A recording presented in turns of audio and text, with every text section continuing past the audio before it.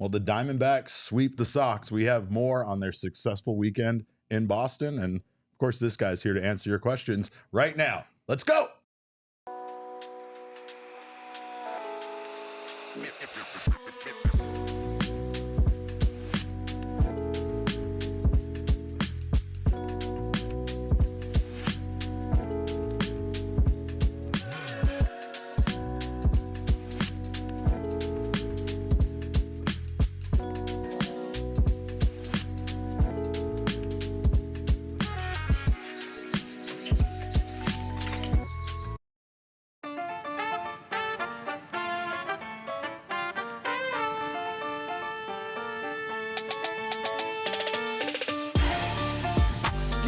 Welcome into another edition of the PHNX D-Backs podcast brought to you here by our friends at Bet365.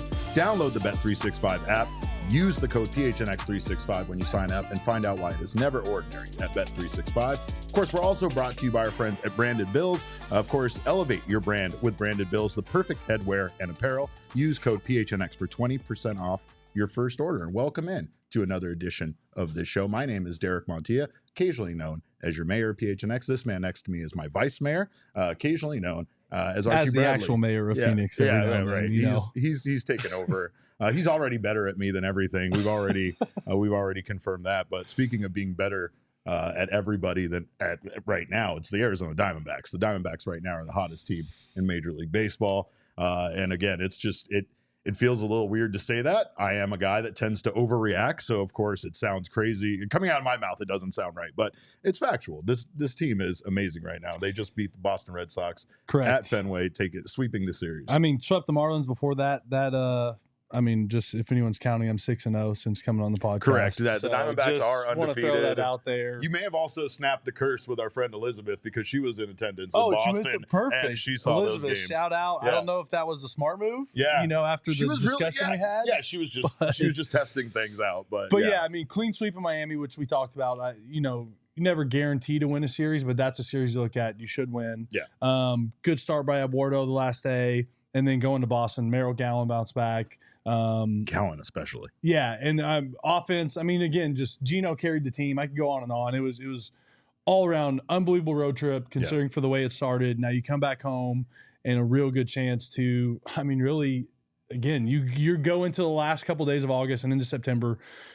Again, not guaranteed, but if you do the right things, you're going to make the playoffs and a real chance to run down the Dodgers now and win a division. Yeah, and we're going to talk about that because people had questions for our Mailbag Monday, of course, in regards to about winning that division. But they are 31-11 now since July 7th, which is when Corbin Carroll started his tear. And of course, it kind of seems like everything kind of came together. Gino also, like you said, just a huge part of this team. I mean, Gino, we're going to take a look at the numbers here, but Gino outscored the Boston Red Sox by himself, right, in this series. But the big thing in this series was pitching, man. The D-backs pitching dominated the Red Sox. You had Nelson go out there, 6 innings pitched, 5 hits, 2 earned runs, 1 walk, 7 Ks. You got Gallen, 6 innings pitched, scoreless, 2 hits, 4 walks, 9 K. And then Merrill Kelly, 6 innings, 7 hits, 4 earned, 3 walks, 5 K. And I mean, again, you can't say enough about the bullpen going, or the starters going out there giving you 6 innings every single night.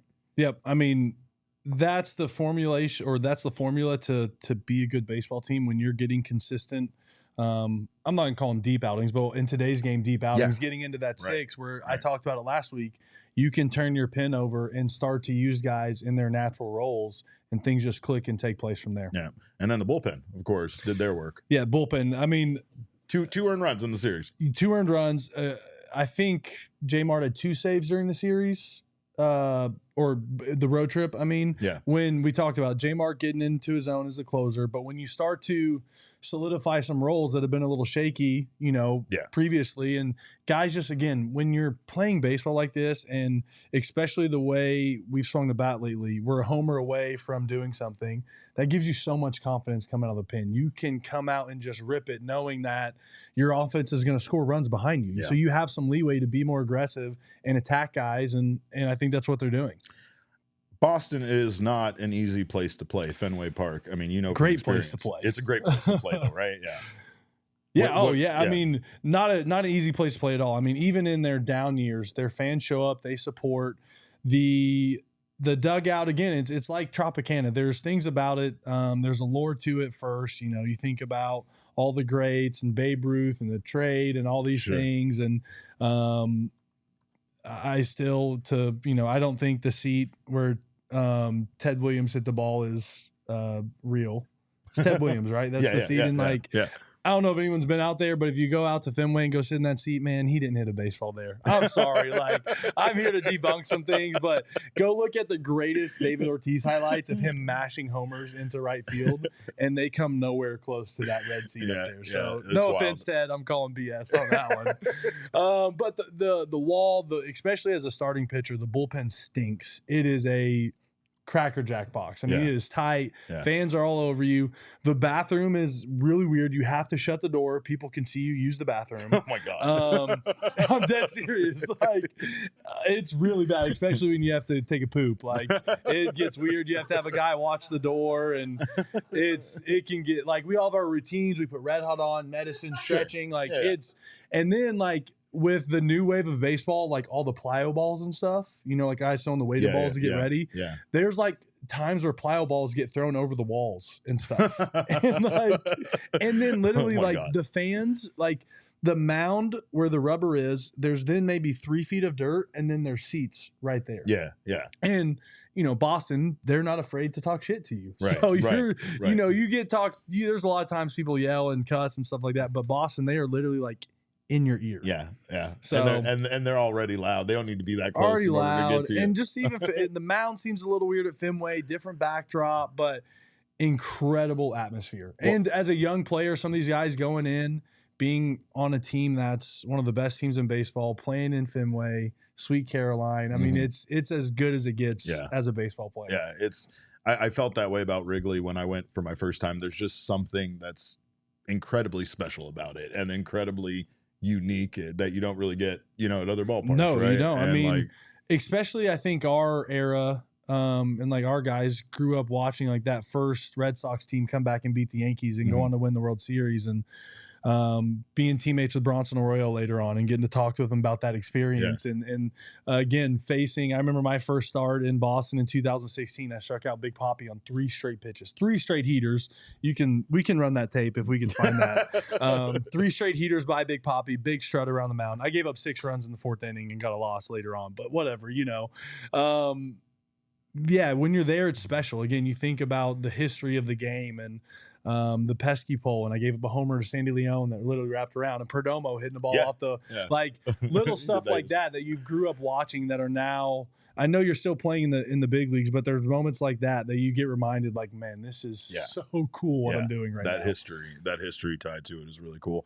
But the Diamondbacks didn't seem to get intimidated by that. No. They whooped the Boston Red Sox. Let's take a look at the count presented by Desert Financial Credit Union, because the Diamondbacks definitely did not hesitate to keep their foot on the pedal here after winning, like you said, that series against the Marlins, sweeping that series.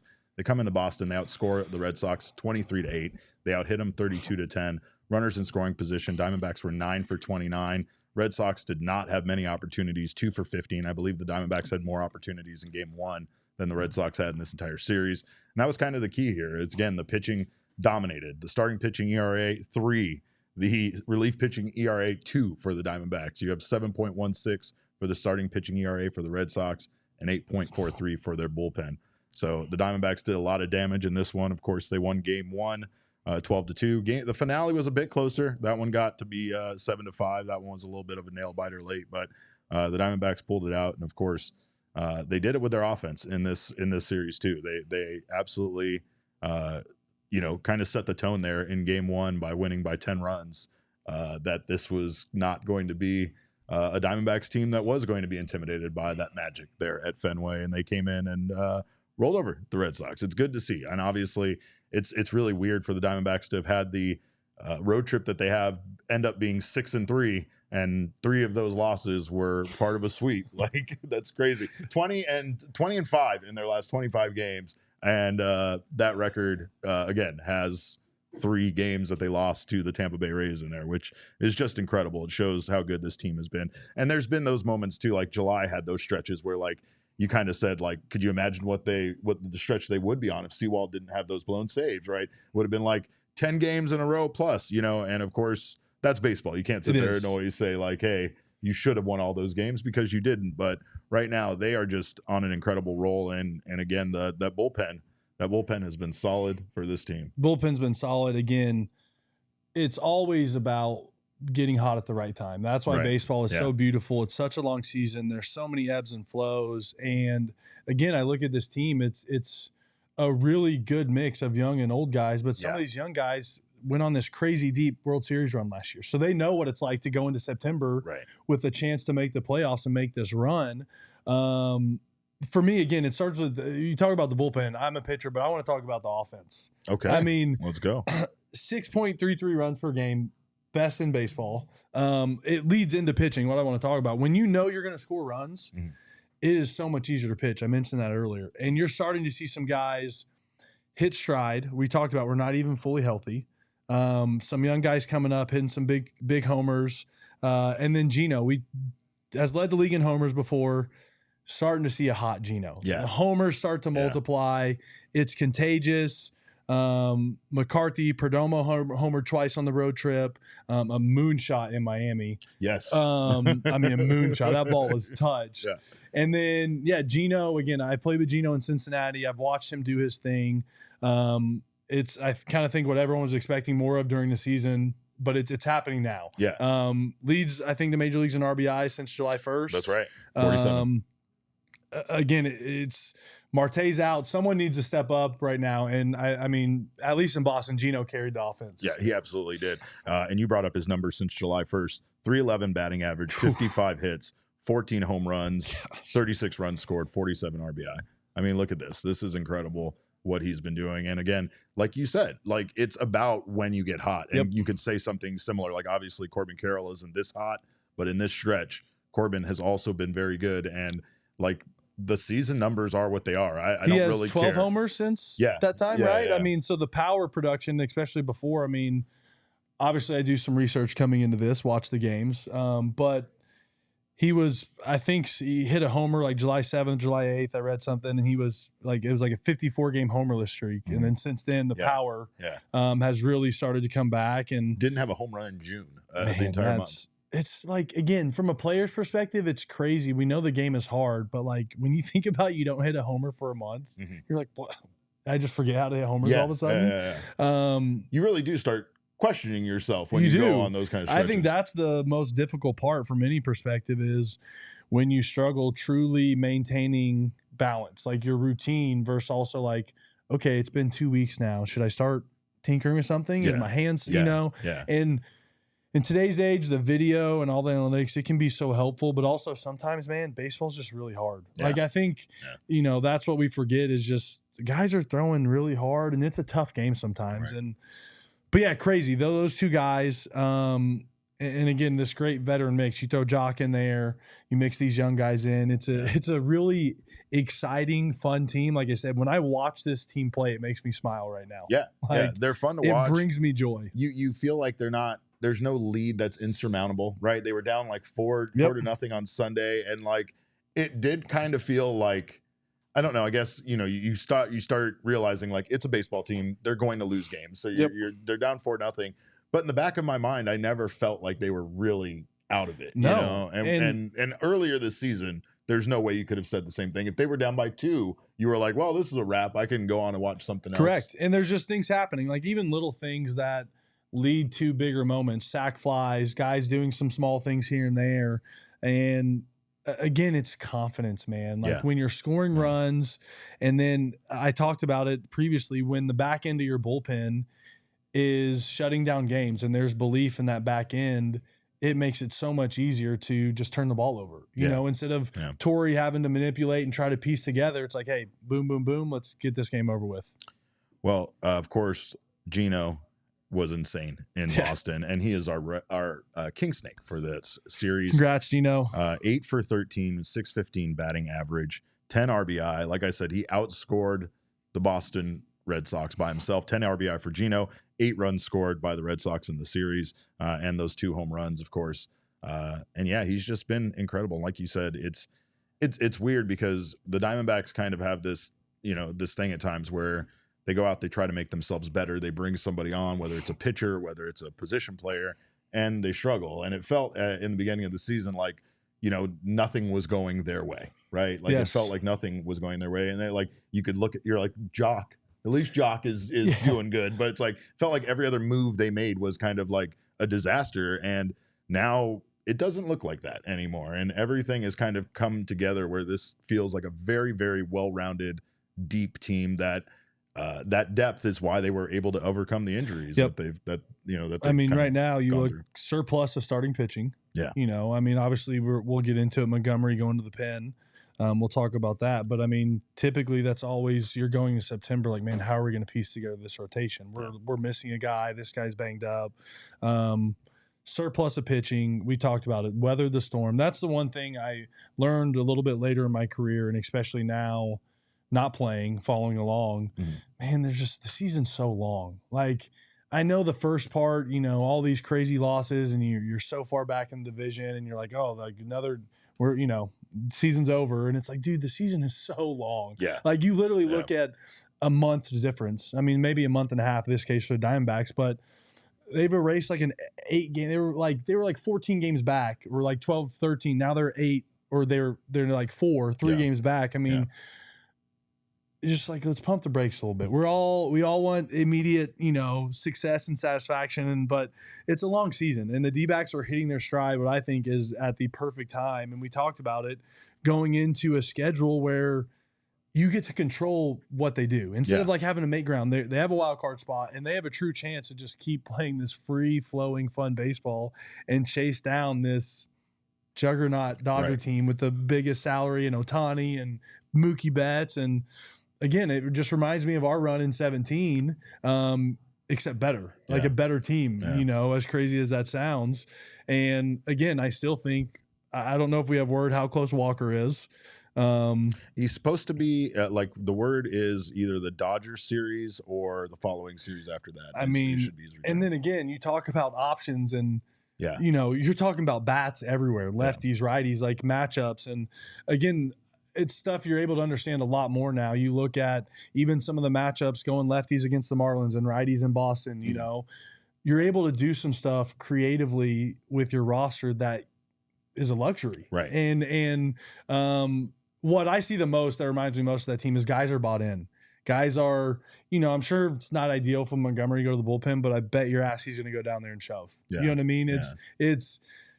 He's a professional, and now's not the time to care or feel sorry for yourself. We're trying to go win a division and make the playoffs. Well, let's talk about it, because obviously you have a lot of experience there when it comes to being a starter that went down to the pen. Put the iPad down for this one. Yeah, I don't need notes. I don't need notes for this part. But I mean, you shoved. Like, I remember at one point Torey telling us, like, if you weren't doing so well as a reliever, they would have considered maybe putting you back as a starter. But you were such a valuable weapon, and like sometimes you would come in and just basically pitch an entire game sometimes when I remember seeing you do that on an occasion. So like, you just had a lot of versatility to your game coming out of the pen, and it just felt like, they couldn't really move you. But like, as a starter that moves down to the pen, what's your mentality like?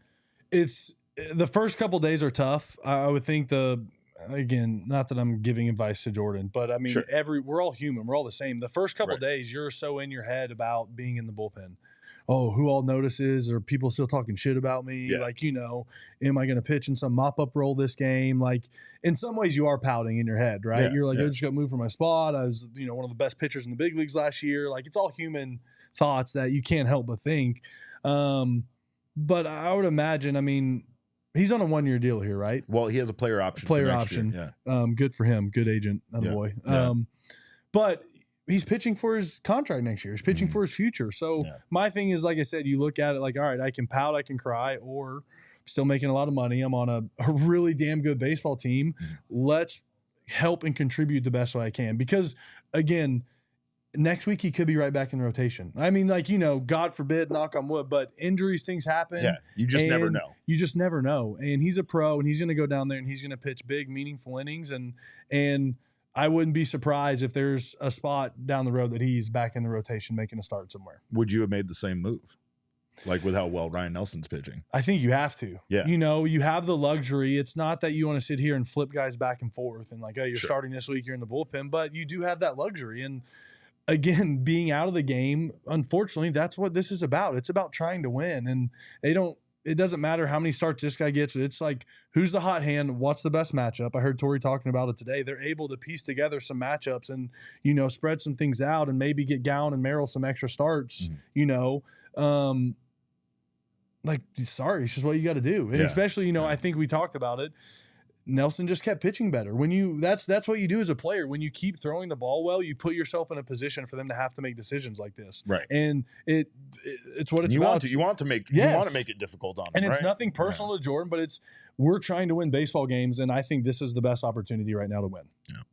Well, we'll have some more questions for Archie here when we come back from our break. But first, we thank you guys for being here in the PHNX Sports YouTube channel. Make sure if you haven't done so, subscribe to the channel now. Sign up for notifications. That way you don't miss whenever our wonderful shows go live. And of course, hit that like button. This man filled with confidence. Me, not so much. My self-esteem very low. So those likes help me out. They pump me up. You know what I mean? But also listen on your audio podcasting side as well. Download us on your favorite audio podcasting app. Make sure you subscribe there. Of course, leave us a review. Those 5-star reviews do mean the world to us. Of course, we are proud to have Sanderson Ford as our official vehicle sponsor. Sanderson Ford has an incredible facility over there, and any new vehicle you're looking for, they probably have in stock in the color, trim, everything you're looking for, because they have a 65-acre facility that is the largest Ford dealership in the nation, and they are also America's most awarded Ford dealership for customer satisfaction. So our guys over there, I know, made us very happy when we borrowed some vehicles for them, and they can definitely make you happy. Right now, you can get down on their push for the playoffs, and you get payoffs like deals on the 24 Ford Bronco Sport Big Ben, just ranked highest in quality in its segment by J.D. Power, plus 0% financing for 36 months with no payments for 90 days on Ford F-150, Escape, Edge, Explorer, and Expedition.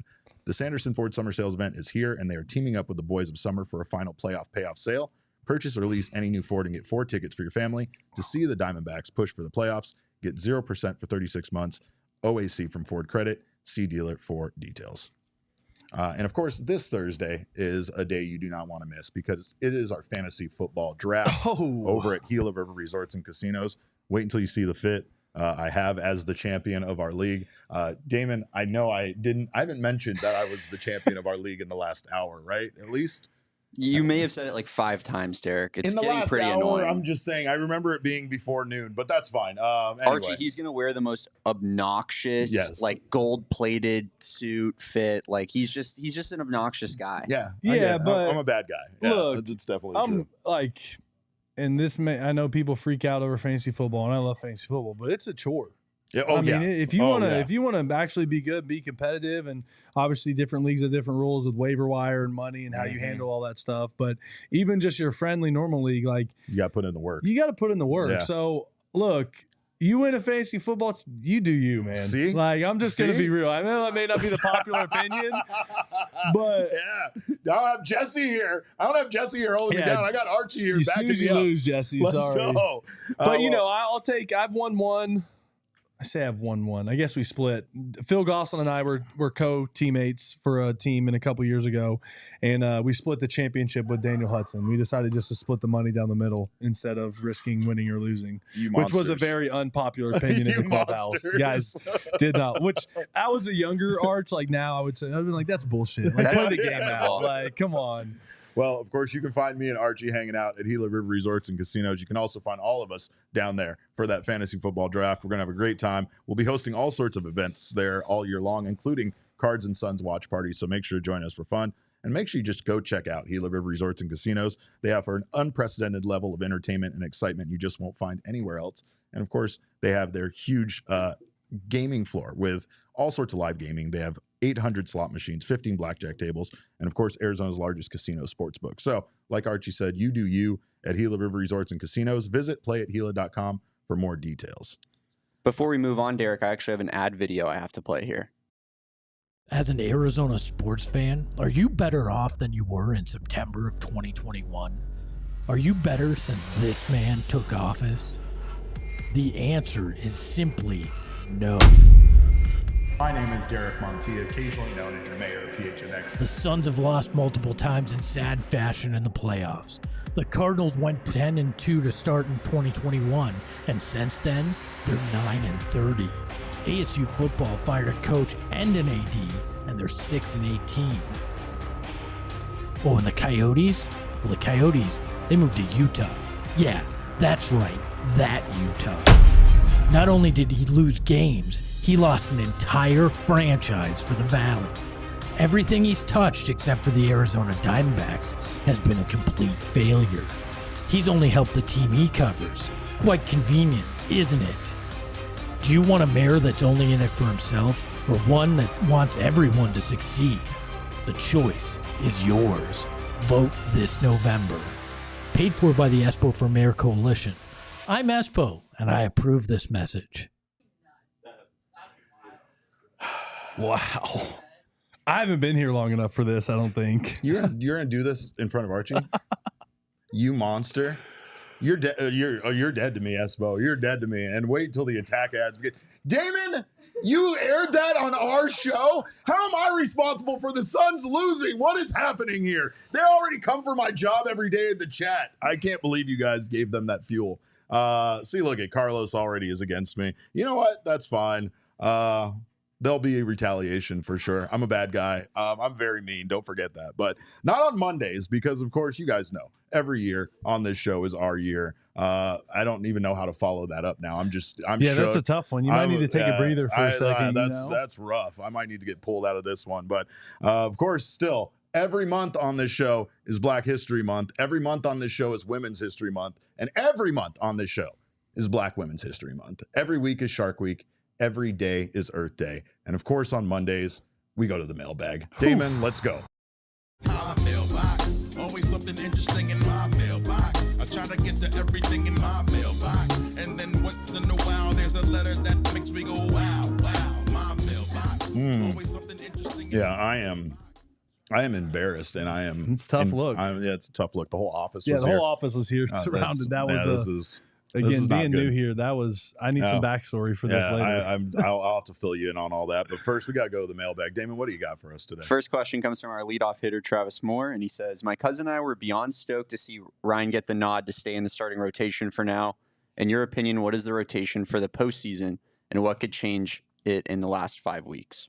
I mean, honestly, right now, if everything stays the same, I don't see much changing it, but there's a lot of variables that could change it, right? Like the Diamondbacks now have that depth, I feel like, where anybody kind of has to pitch right now. And if Jordan Montgomery is, like you said, shoving out of the pen, like there's always going to feel like maybe there's that option, at least as we round out the end of the season, because these are very important wins as they get through September. Yeah. And I think, you have to give some cookie cutter answers from time to time. Like Torey was like, hey, we're only going to do the 6-man once. And then here we are. Yeah. Going, I guess Montgomery did get moved to the pen. Right. But understanding when we were in these situations, I mean, the whole month, it's going to be a game to game situation deal. I mean, so, and I think, at least what I would like to see is, and I think we will, is like try to manipulate some of these off days where you can get Gowan another start, get Merrill, you know what I mean? Like, get these guys an extra start in September to, hopefully win some more games. Yeah. Yeah. All right. Well, it's a bad look right there. I thought the hat was going to look better. No. But the hair honestly, it really doesn't matter. We're just going to go back forward The today. beard kind of covers up for any other hat issues that you got there. When I was on here last time, had I already dyed the beard, or is this fresh dye from the podcast? I think you're revealing. They're revealing too much right now. Is I think what you. Well, I posted about it. It wasn't like I'm trying to keep it secret. It's not like it looks good. Didn't remember last time if I had already dyed the beard my first episode. I think you had. Okay. I think you had. But they'll definitely call you out on it if you didn't, for sure. Okay. This chat is relentless. Yeah. They're monsters. Just like us. I've seen a lot more things about you than me in here. Right. So. Oh yeah. It's only going to get worse from this point on. He instigated them, and now they're just going to all come for me. All right. What else we got there, Damon? Next question comes from Garrett Lutz, and he says, pending everyone being healthy, who can we expect to see consistently in the lineup for this final push into the playoffs? I will say, obviously, I think that they're going to be missing Gabby for a while. Yep. I think that's the one part that's going to be missing. We still don't know when they're going to get Cattell back. The word is Christian Walker is going to be back before Cattell. And I think, obviously, the way this team is playing right now kind of plays into this, right? Yes, it does. You're not rushing Ketel back when the team is able to sweep the Red Sox without. There's no need, and it's the depth. And you talk about, magical moments, playoff defining moments, team defining moments. It's exactly what this team is built up to do right now. Mm-hmm. Ketel goes down. Oh no, what are we going to do? Well, Gino's getting hot. Corbin's getting hot. We're able to plug and play, and it's like we're not missing a beat here. Yeah. So, I mean, I think you're going to see a mix. I think that's the beautiful thing about it. It's not as much mix and matchy like it used to be, but still, you're going to see guys come off the bench and some huge at-bats that are going to change games. Yeah. Well, and we saw Torey do that in this series, right? We saw him put into a position where, they brought in like a left-handed reliever, and then that reliever has to stay in for three batters. So then Torey is able to go to his bench, and he can kind of manipulate things, and he has a lot of options, a lot of weapons, and guys that can stay in there and play the position, if he does sub them in. And it's not as crazy as the National used to be, but still, guys can play multiple positions, especially in the outfield. Guys can kind of move around out there, and you have some flexibility to make some things happen. Yeah. Well, again, that depth has been key, and of course, I think the one thing is we'll probably see him having a lot of different lineups as we get through this final month. I mean, that's the game now. I mean, I say a few teams, but there's very few consistent just lineups like they used to be. Like, hey, this guy's hitting four every single day. Yeah. Like, no, he may hit three this day. You know what I mean? It's all about the matchup now. Yeah. Analytics. All right. Well, we got some super chat. Jason says, how realistic is it to move ADC to third base, whether this year or off season, to keep his bat in his lineup with Moreno? Still love Gino, not hating on him. I don't think that's very likely. I don't know how much third base really ADC has played. I'd have to look into that a little bit more. But minor league history and positions. I will say that like the concern wasn't his bat coming up to the major leagues. The concern was him playing behind the plate.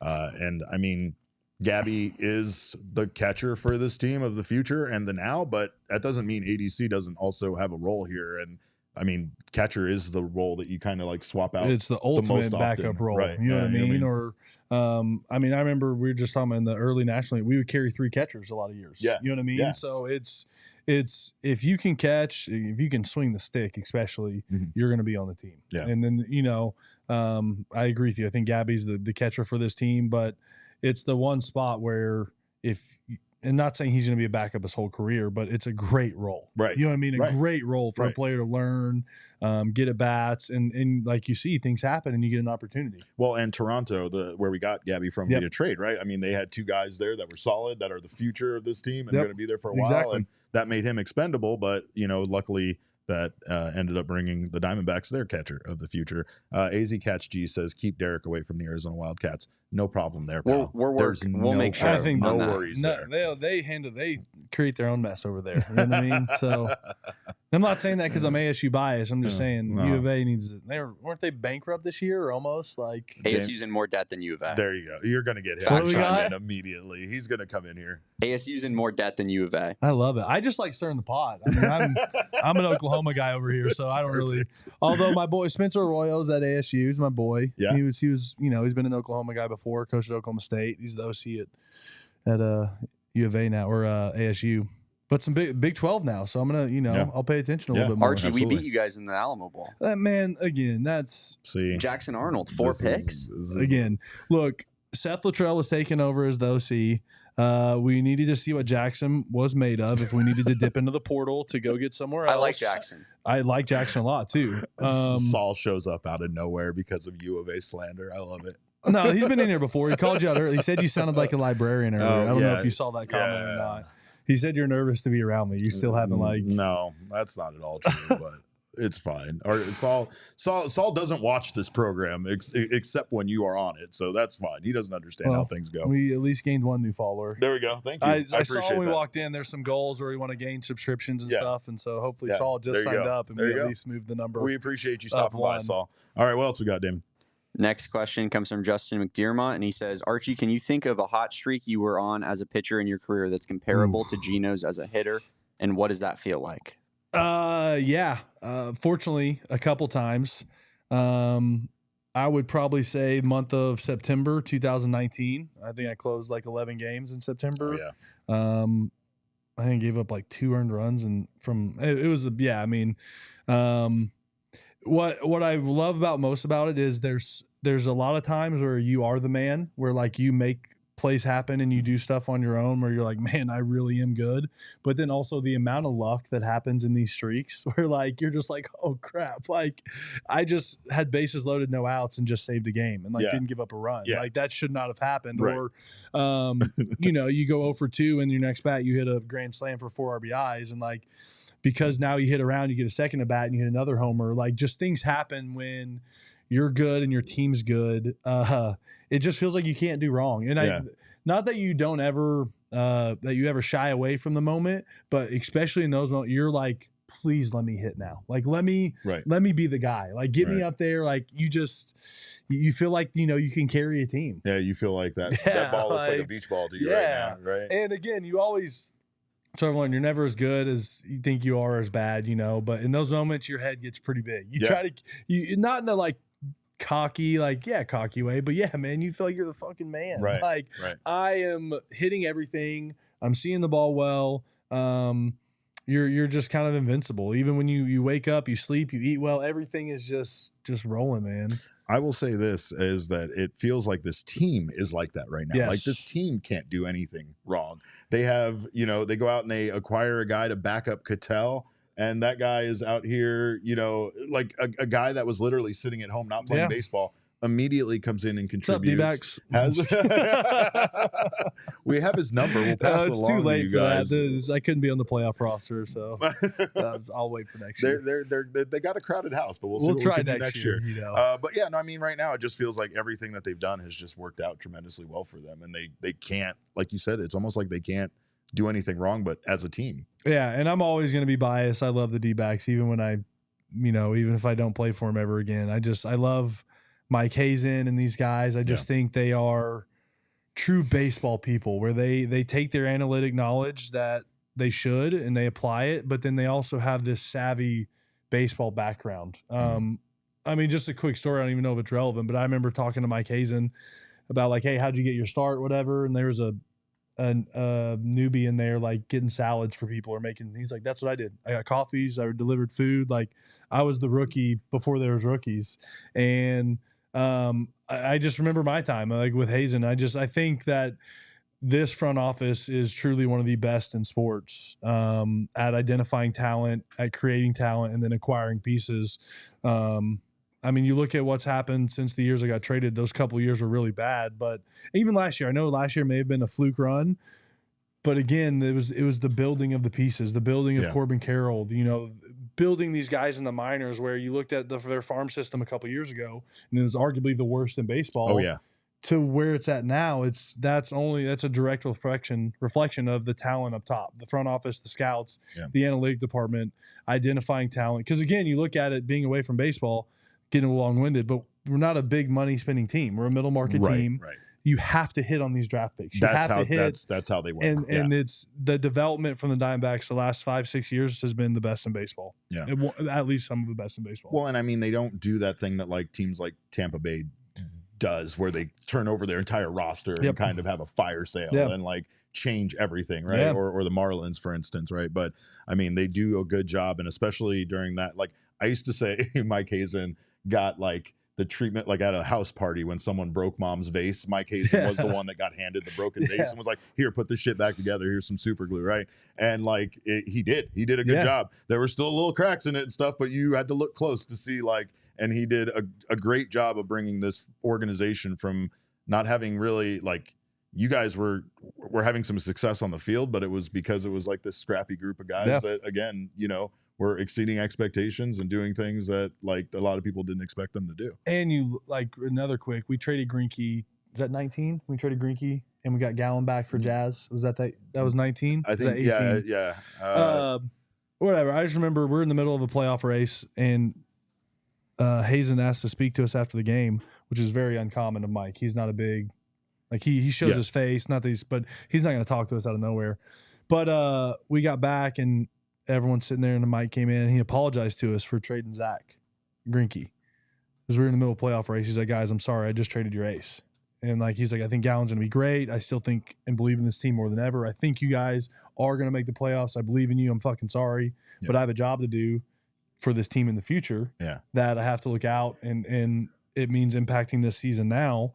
But I just thought that was cool. You know, you hear a lot of weird stories about GMs and their role with the team, especially now. They're a lot more part of the team and around in the clubhouse than they used to be. But I've just always thought Mike has done stuff with such class and respect, and I think he's got an edge above some of these guys, man. I really do. I think he's got something up his sleeve and knows how to fucking get some shit done, unlike some of these other guys. Well, and like you saying, like him starting out as the guy that got coffee, the guy that like it just, I think it builds a different appreciation for you as a person. You know, does. And you respect, you know, people within the organization no matter what their role is. I feel like too, like Mike fits the reputation or the feeling of like kind of grinders, chips on our shoulders. We're a young team still. Like, again, we talk about it. I'm older than the D-backs. Like we're still growing. And I don't know. I think this front office is incredible, man. I really do. All right. What else we got there, Damon? Next question here comes from the basketball and football guy. And he says, do we even want to win the division since the first round bye could hurt us in the NLDS? Yeah, man. I'll tell you, that's a question that keeps coming up. Jesse finds it to be a preposterous conversation because, of course, you want to win the division. Of course, you want to avoid an extra chance to get bounced out of. But there's something to be said about not quitting playing baseball and staying in that kind of groove that you're in. I think this is the year to make that for the jury to come out on this. Yeah. Let's see what the division winners do. Sure. In their first playoff round. If it's anything comparable to last year, I think you have to look at it. Because I said that last week when we talked. Yeah.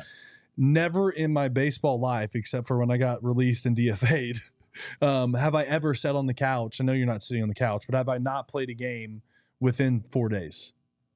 Wow. Like, even the All-Star break, maybe 3. Yeah. But I talk like last year, I really did. I thought the Braves were going to win the World Series. Sure. Like everybody did. I mean, that was my last big league game, actually. They beat the shit out of me. Like, we can run that clip. I'm sweating, giving up homer. I gave up like 5 hits in a row for 100 miles an hour.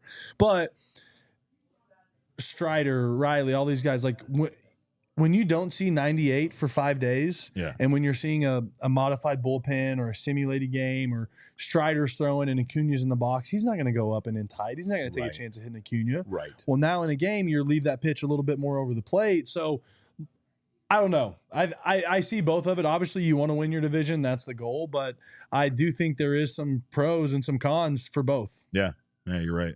And I mean, again, it seems crazy to think like, hey, you want to play more games after playing a 162 game season. You want to play a series that you might lose and get knocked out of the playoffs more than taking that division. But I think the Diamondbacks, I don't think there'll be any kind of letting up, right? Like they're going to go out, they're going to play hard. If they win the division, they're going to win the division. And if they don't, they don't. That's I mean, it's not, you're not going to, they're not going to like strategically lose. You know what I mean? Yeah. You play to win. You win the game. Yeah. It's simple as that. And it's the way you stay locked in for the playoffs too. All right. What else we got, Damon? Next question comes from Michael Rokicki, and he asks, what makes you most nervous about this Mets series? Frank the Tank. That's what makes me the most nervous. He's not coming here, is he? He's not coming to Chase Field again, because keep that man as far away from Paul Sewald as you possibly can. Honestly, nothing makes me nervous about this series with the Mets. And again, that might be that cockiness that you're talking about. But after they played the Boston Red Sox the way they did, I mean, the only thing I can think about now is that they come home, they have this homestand, and it's against teams that are essentially in the playoffs against them, right? So, or in the playoff race with them. I don't know how quickly do we have any numbers how the Diamondbacks are after off days? I do not have those right in front of me. Maybe we can Seems get like that. They're not very good. I feel like that was always a challenge throughout my career, how you handle off days. I know that sounds weird, but you were talking about like leaving the night before and getting into town early and stuff. Day game, win, sweep, so it's a fun ride home, but you're also being responsible. But you're going into an off day, so you want to have a little fun on the plane. You know what I mean? And go to dinner that night. We probably got home a little bit later, but the only thing that scares me is just I don't know what the percentage is. I'm sure it's high, but like winning the first game of a series, like gives you some leeway going into game 2, still a chance to split, whatever.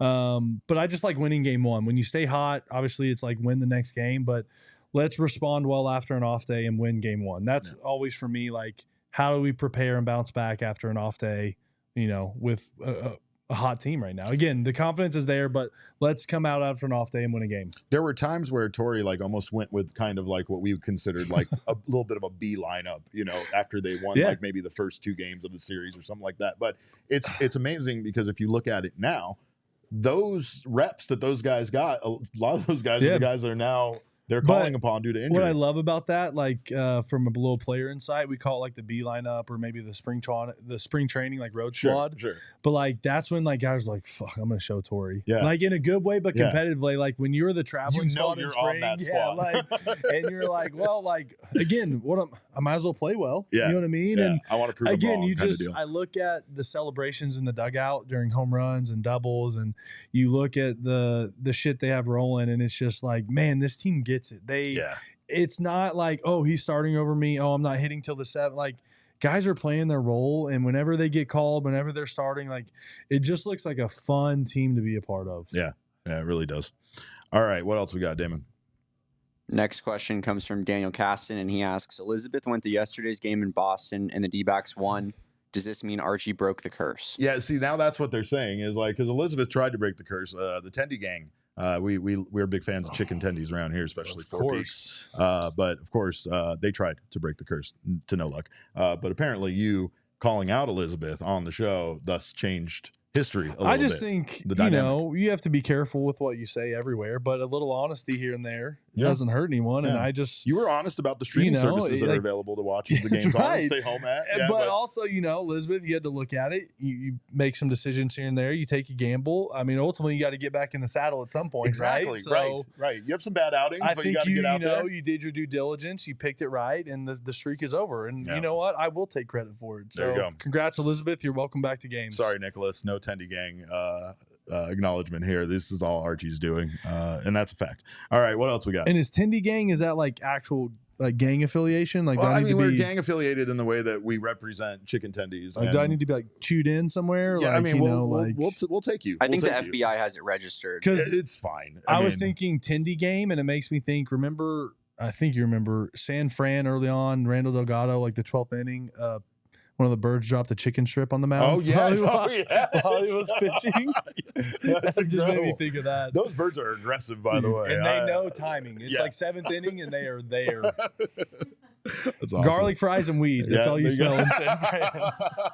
Sounds like that. I'd like a good candle time, scented right? like that. That sounds like good times. All right. Garlic fries and weed brought to you by Home Sense. All right. What else we got, Damon? Next question comes from Piece of Yoshi, and he asks, will any of the baseball social media accounts other than Brooksgate, including the 29 other baseball teams, ever use our proper teal logo, or are we doomed to the shackles of the beige logo until the end of time? This is a great point, Yoshi, and it bothers me to no end. Like I had to demand that we switch the colors on our power rankings the other day because I believe they went with the red and sand, and I was like, that's not a thing anymore. No, we can't do that. No, I mean, and the teal pops so well. Like come on, respect the change. Of course. I mean, I'm always biased and a fashion guy, but the teal I think is hot. Like I love it. Like I've always said, like, I think even with all this, I don't know where we're at, but I think the vest should come back, the pinstripes. Of course. One of my favorite jerseys that we only wore once. Bring the purple back. Mm-hmm. The purple jerseys and with the teal mixed in. Yeah. And then again, down the road, mix in. I wanted to always wear the road vest, the road gray pinstripes. But yes, we never wore those. That was so hot. I mean, as much as I remember the homes, I remember the grays with the black sleeves and Matt Williams and Randy, and I wish we always wore the road grays at one point. Yeah, I mean, the teal, the teal it's in. It's where it's at. And we see the Tampa Bay went back and they were wearing their retro jerseys, and I immediately was like, I'm so jealous right now. I wanna do a like MLB did a while back. They did the turn the clock forward or whatever. Yes. I want to do a turn the clock back, but where they wear the same jerseys like they did the sleeveless jerseys. Oh, like in with that snake wrapped around it. Yes. That's incredible. All right. What else we got, Damon? Let's get through. We got a couple more here. Yeah, come on. We got Bazozo. Yep. Say, with Walker and Marte coming back, what's the roster moves? Pavin is gone, surely. Does Guillorme get DFA'd?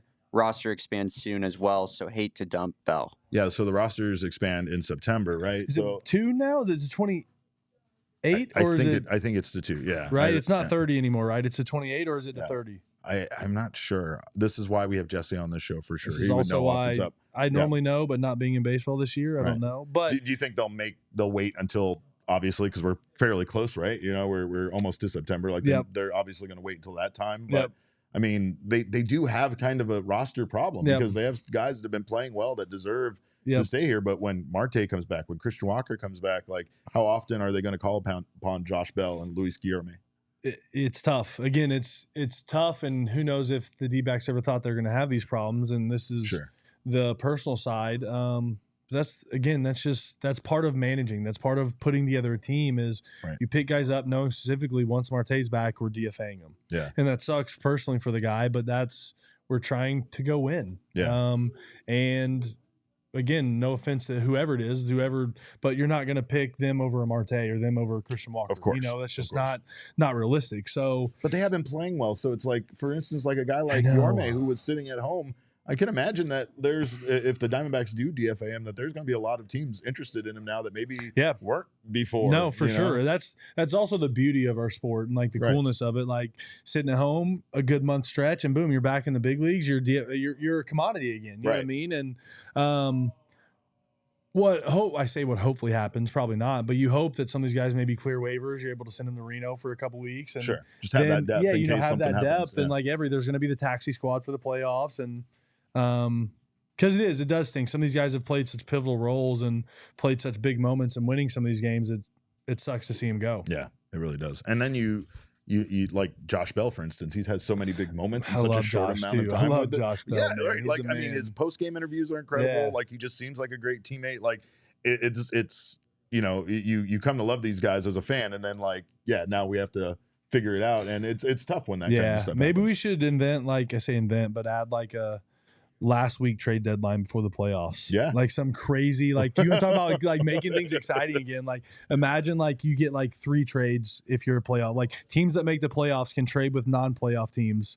But like wouldn't that be crazy? That would be insane. That would be crazy. Because especially this year, there were so many teams that were still in it at the trade deadline. Yeah. It's like, it's vastly different now for a couple of like say September, like there's a everyone deadline where all teams can get better. And then there's a September 15th postseason trade deadline. Yeah.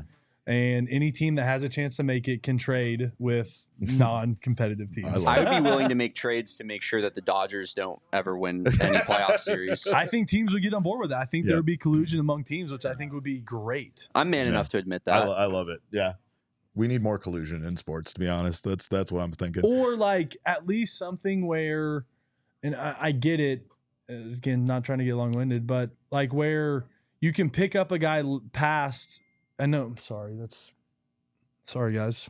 I know. Rude. It's fine. But where a guy can be eligible for the playoffs past the deadline, like the trade deadline. Like there needs to be. I mean, I know there is if a guy gets DFA and you pick him up, but you should be able to like trade for a guy and be like, dude, this guy should be able to play in the playoffs still. Yeah, I like it. I like the chaos that causes. Let's see. We got a super chat there. A nice comment for Archie. Patrick Winkleck says, "Archie is that dog. Your triple is legendary. Thanks for the memories." I appreciate that. Yes, sir. All right. What else we got, Damon? We got a few more? Yeah, 2 more questions. Brighton Bobbitt asks, who has the best walk-up song on the team? Okay, we're going to argue about this because I know Damon and I are immediately going to argue about this. I'm conflicted because obviously Jake McCarthy has the best walk-up song. It's Kurt Angle's theme song, and it's a pro wrestling theme song, so there's no way I'm going to say anybody else on the team other than that. However, Jake McCarthy did pick the one wrestler theme song that involves crowd interaction, and that crowd interaction is people chanting "You suck" at him during parts of the song. So I still don't know if that was the wisest move, but I'm going to go with Kurt Angle. It's Kevin Newman, and everybody that's ever been to a D-backs game knows it's Lay Low with Kevin Newman when he goes up to the plate, and then the whole stadium just gets electric, and it's unbelievable. The song Lay Low is amazing. It's tough. Yeah. It's pretty. The problem is I need to go to a few more D-backs games, see in person, but you can change them so often now. Yeah. Like they're so, and I don't know if the D-backs do it, but a lot of stadiums do it now where they actually show what the song is and stuff. But if your walkout song doesn't move the needle a little bit, it's tough. Yeah. I mean, I can be in a pen or like when I'm playing, I could be in the bullpen like not paying attention to the game at all, and boom, I hear a walk up. I'm like, oh, so and so's up. Yeah, you know what I mean. Like immediately, like especially visiting, like you judge guys on their walk up song. Right. Like when you go to when you go play against other song. teams, like especially Dodger Stadium. Like as much as we want to shit talk on Dodgers, they have the best sound system in sports. Like it's incredible. It's so loud. Jesse complains about it every single time he goes there. We walk out and we'd be like, Justin Turner, this is your walkout? Like, what? Like, while he's raking and just crushing us. But, like, you know, your walkout song, it is very defining of who you are as a person. Did anybody's on the team get you pumped up? Like, when you were in the bullpen, anybody on the Diamondbacks have one that, like, was electric? Because I feel like relievers get some electric ones, right? I mean, for different reasons, like Fernando Rodney's when we had La Flecha. Oh yeah, his would get us going. Yeah. Everything about him was just electric.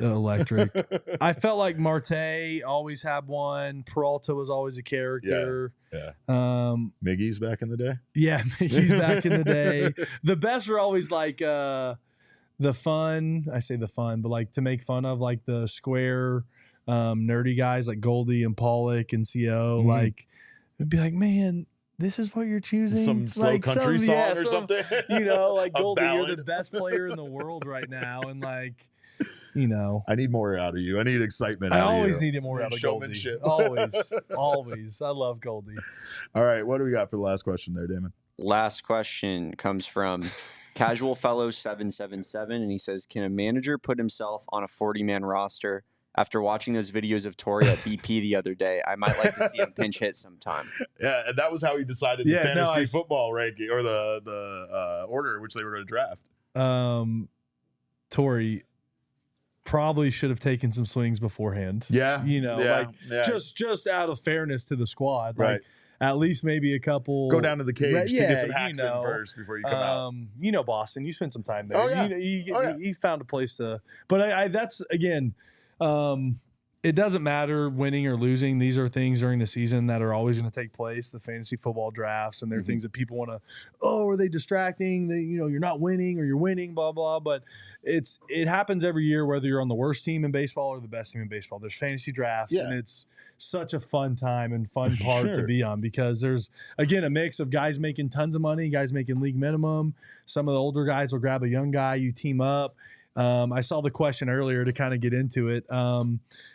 Fantasy's awesome. And you want to talk about some shit talk. And at least a few years I was with the D-backs, man, we either rented out ballrooms or we rented out restaurants and bartenders and full nine. We had people that would call the draft and call the picks. And you talk about a bonding moment and something that brings the team together.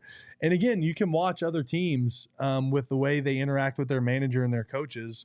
And it's like, oh, okay, and then you see stuff like this. It's like, okay, again, this is Torey gets it. Dude. I love Torey. Yeah. Oh yeah. I mean, and everybody does, right? Like the players love Torey, and it's so authentic too, right? Yes. Like this is just who Torey is, and Torey is himself. He, that's why it's so funny whenever you talk to Torey, like almost in a joking fashion about him putting up like Christmas lights, and he gets super fucking serious about it, and he's like, "Oh no, this year I've got a plan." And you're like, "Dude, I was just joking with you. I didn't know you were going to take this so seriously." But yeah, no, I mean, this is he's a fun manager. He's a fun guy to cover, and of course, you can see it. You can see how much the players love to be around him. Well, of course, we will talk here about the upcoming series with the New York Mets. Yep. But first, we do have to let you guys know about Mint Mobile. I mean, maybe that was whether or not he has Mint Mobile, that service would have been the same on that text message he got, because Mint Mobile is just here to rescue you with premium wireless service, and everything stays the same. Your phone number stays the same. Your phone stays the same. The only thing that changes is your bill and how much you're paying for your service. All plans come with high-speed data and unlimited talk and text delivered on the nation's largest 5G network. You can ditch your overpriced wireless with Mint Mobile's limited time deal and get 3 months of premium wireless service for just $15 a month. And that means that you're probably paying less for 3 months than you pay for 1 month from Mint Mobile. To get this new customer offer and your new 3-month unlimited wireless plan for just $15 a month, go to mintmobile.com/Diamondbacks. That's mintmobile.com/Diamondbacks. Cut your wireless bill to $15 a month at mintmobile.com/Diamondbacks. $45 upfront payment required, equivalent to $15 a month. New customers on first 3-month plan only. Speed slower, above 40 gigabytes on unlimited plan. Additional taxes, fees, and restrictions apply. See Mint Mobile for details.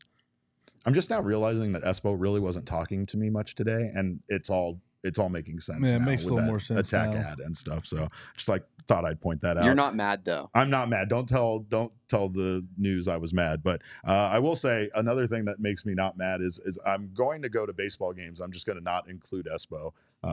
That'll make me feel better. But we'll save a lot of money on going to those games because we'll buy our tickets through Game Time. Right now, you can get your tickets through Game Time and save up to 60% off by buying tickets last minute for sporting events, concerts, and so much more. Flash deals will save you even more money, where you can get exclusive in-app deals on select seats ahead of the game or event. And of course, they have the lowest ticket price guarantee, or Game Time will credit you 110% of the difference. Right now, in Arizona only, you can get 50% off the D-backs versus the Dodgers on Labor Day, and that is a limited time deal because those are going to sell out very fast. So make sure it's a steal. 50% off for, of course, one of the biggest games. And you have the day off, and if you don't have the day off, call out. I mean, which from a former player, buy the tickets. Right. Go support, because if not, the Dodger fans are going to, and it's my least favorite thing in the world. So please take advantage of this and go buy the tickets. You heard it from him. You heard it from him, an actual player telling you how much it bothers him that those Dodgers fans are there. So do your part. Make sure you do that. And of course, take the guesswork out of buying tickets with Game Time. Download the app right now, create an account, and use code PHNX for $20 off your first purchase. Terms apply. Again, create an account, redeem code PHNX for $20 off. Download Game Time today. Last minute tickets, lowest price guaranteed.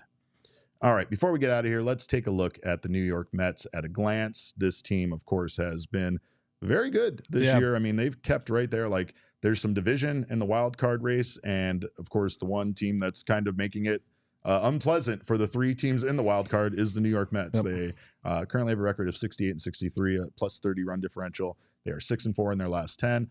Pitching, kind of middle of the pack there. Their starting pitching ERA is 4.19, which is tied for 18th.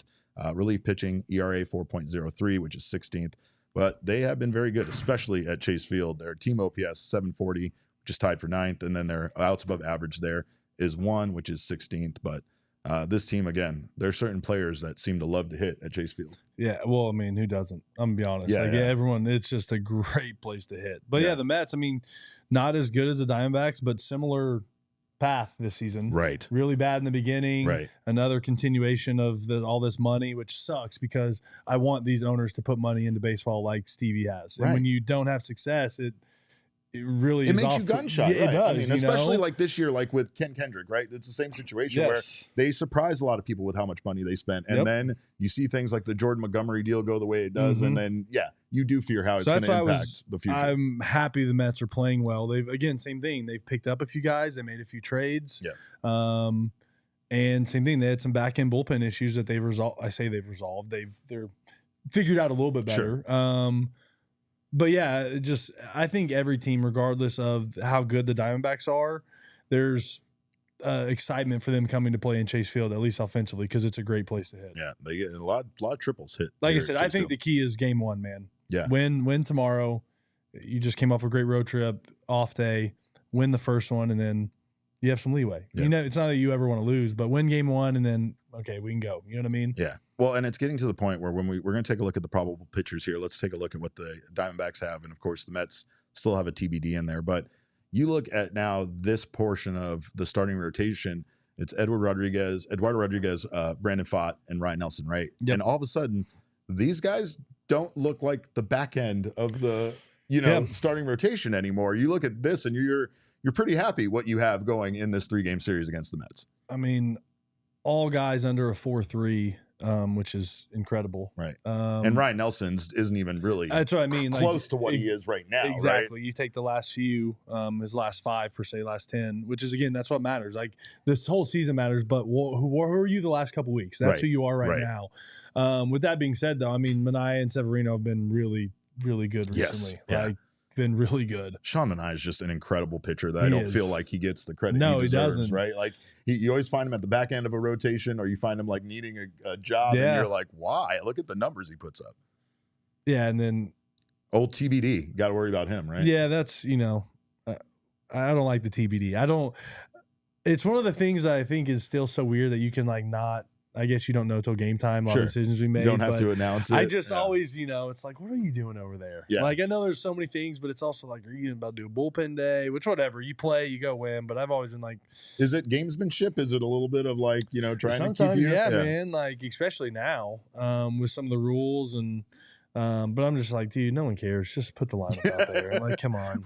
We're gonna game plan for all the potential options anyway. And like, so regardless like whether it's the day before or the day of, like these guys are so good at getting us info. It doesn't 5 minutes before the game, it doesn't matter. We still have everything we need. Everything's on the iPads. Boom, it's there. Yeah, right. How much preparation did you need at times? Did you feel like you needed a lot? I mean, especially that was probably what I'd go back to. Like when someone asked how I felt, like when Gino was in that mode, is like you still prepare, but you also just know I'm better than you right now. Like you just have this sense of like, I know I shouldn't throw fastball up, but I'm going to throw fastball up right here. A little of cockiness. Like I'm going to do some things I maybe wouldn't do if I was not playing as good, but I've got it right now. So I'm going to run it. Like, good luck catching this. Yeah. I love it. All right. Well, we thank you guys, of course, so much for your questions. We thank you guys so much for stopping by. Thank this man a tremendous amount for. Remember, I'm not a guest. He's not a guest. He wants you to know that. I'm here. He's here. He's part of the team.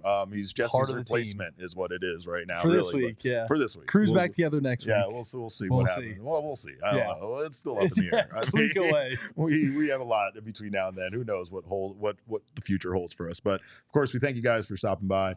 Follow us on Twitter. I'm at Cap_caveman with a K. This man's at Archie Bradley 7 and also on Instagram at Archie Bradley 7. Correct. Which is where he lives. So make sure to check out all of his wonderful content. Someone earlier asked about Crash Landing Outdoors. Yeah, that is my hunting company back home. Oh, excellent. We have a big hunting operation. You can look us up online, Instagram, if you like to hunt, or even retreats, all types of stuff. We're kind of a full venue out in Oklahoma. So sweet. Yeah. All right, check that out. Of course, our producer over here is still dead to me, but he's the people's producer. It's Damon. We got some drama to work out. Yeah, we're gonna have a talk after this show's over. But you can follow him on Twitter at Damon Dog. That's DAWG. We are Damon's dogs.